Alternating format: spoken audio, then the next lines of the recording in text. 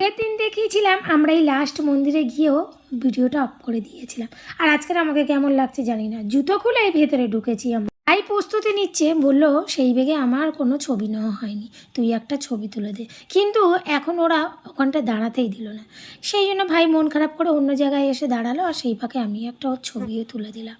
আর সব মন্দিরেই না দুটো করে সিংহ আছে, বাচ্চারা এতে ভীষণ খুশি। আর ভাই বললো বাচ্চাদের একটু বাইরে নিয়ে বেরোতে হয়, আর আমরা সেটা একদমই করি না।